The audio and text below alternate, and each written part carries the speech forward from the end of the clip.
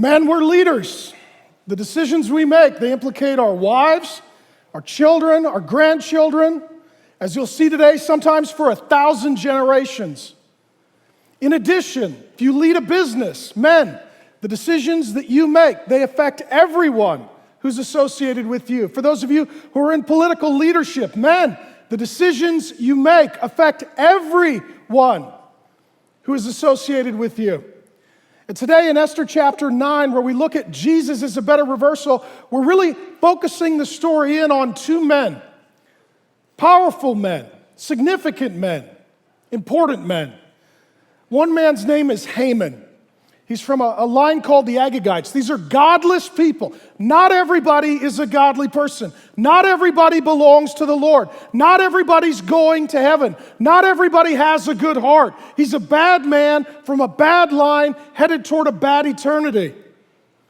And he's issued a decree. He has risen up in the Persian Empire to a position second only to the king, Xerxes, and he's issued a death sentence for the people of God, that on a particular day, it will be legal to kill all of God's people. And in a great reversal, the man who was high was taken low. The man who was alive was put to death. The man who wanted to kill Mordecai himself died. The man who built a 75-foot-high gallows in his own yard to crucify his enemy was crucified in his own yard in front of his family. The other man, Mordecai, he's one of God's men. He's not a perfect man, but he's one of God's men. He is a man who, in a great reversal, takes the position of Haman.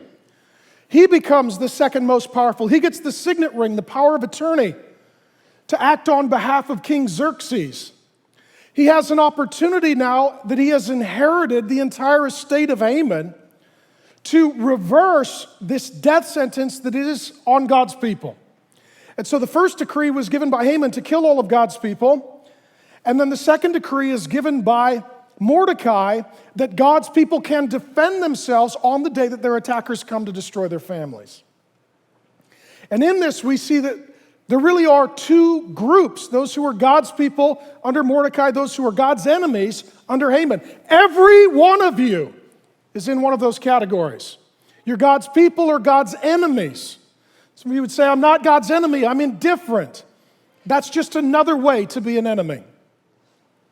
And now we're going to see in Esther chapter 9 one of the most bloody, controversial, painful, difficult, complicated sections in all of Scripture. Pastors tend not to preach it.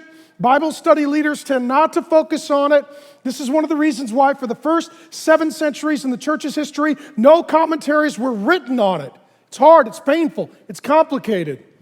But the first thing we see, 3 great reversals that happen, where it goes from death under the sentence of Haman to life under the liberation of Mordecai.